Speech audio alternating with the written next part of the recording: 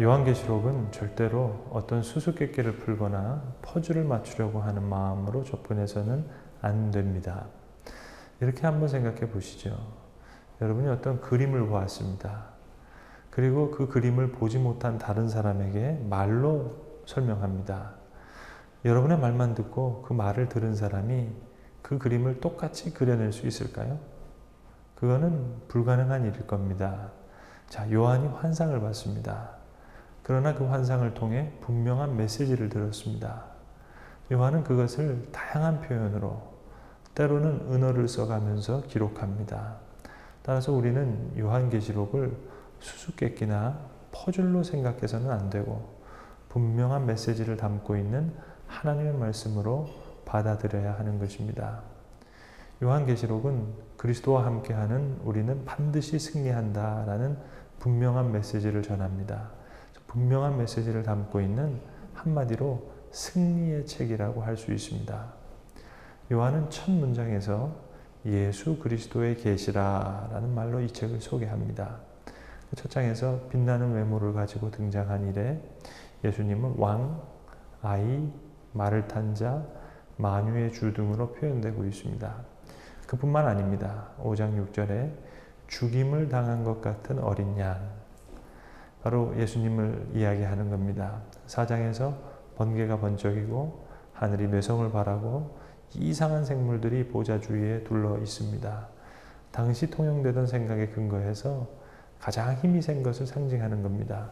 새 중에 가장 센 독수리, 가축 중에 가장 센 소, 또 야수 중에 가장 센 사자, 그리고 모든 생물 중에 가장 뛰어난 것을 사람으로 표현합니다. 그래서 하늘에서 질문이 울려 퍼집니다. 누가 그 두루마리를 펴며 그 인을 떼기에 합당하냐? 역사의 다음 장을 펼칠 수 있는 분이 누구냐 하는 겁니다. 이 질문에 아무도 대답을 하지 않습니다. 그 인상적인 네 생물조차도 이에 대한 자격이 없어요. 그러나 그때 요한은 죽임을 당한 것 같은 이 어린 양을 봅니다.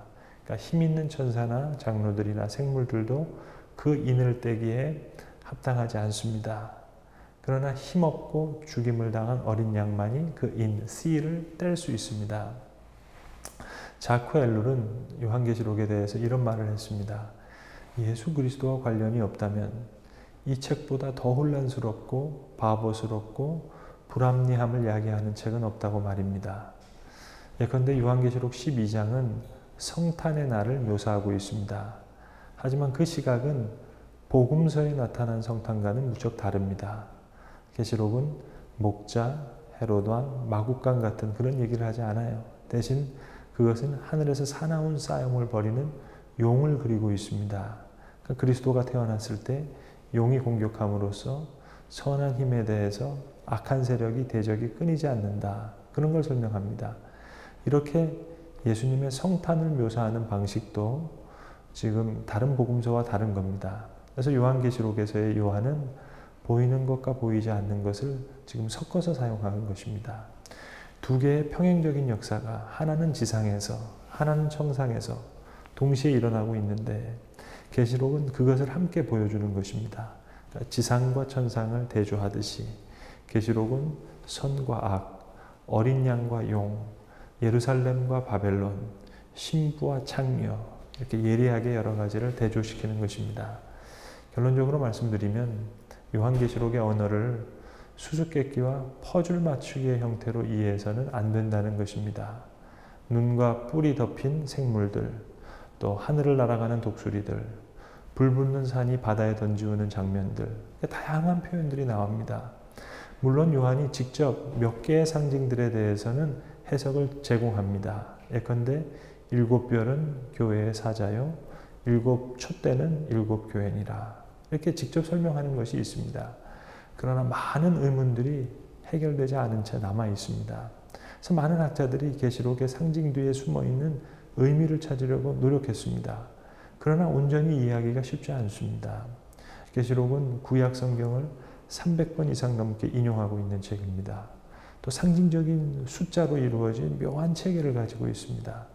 재난과 관련된 여러 설명들도 과거뿐만 아니라 두렵게도 현재 상황과 일치하는 모습도 발견할 수 있습니다. 그래서 많은 사람들이 마치 퍼즐을 맞추듯이 수수께끼 풀듯이 그렇게 요한계시록을 접근합니다. 그러나 그것은 옳은 접근 방법이 아닙니다. 중요한 것은 이러한 재난과 환난은 요한의 가장 중요한 주제, 즉 그리스도를 따르는 사람들은 결국은 구원을 받는다 하는 그 사실의 배경 설명에 불과한 것입니다. 그래서 하나님께서 그들의 눈에서 모든 눈물을 씻어주실 것임이라 이렇게 해결하고 있는 것입니다. 많은 부분이 미스터리로 쌓여있지만 마지막 결론만은 분명한 책입니다. 그래서 계시록만큼 해피엔딩인 책은 없습니다. 내가 새하늘과 새 땅을 보니 새롭게 이루어질 그날을 확실히 봤습니다. 더 이상 눈물이 없고 아픈 것이 없고 맹수들이 서로 죽이지 아니하는 하나님과 만물 사이에 평화가 깃드는 새하늘과 새 땅, 그 그리스도의 왕국, 그 위대한 승리를 기록하며 계시록은 끝맺음을 하고 있는 책입니다.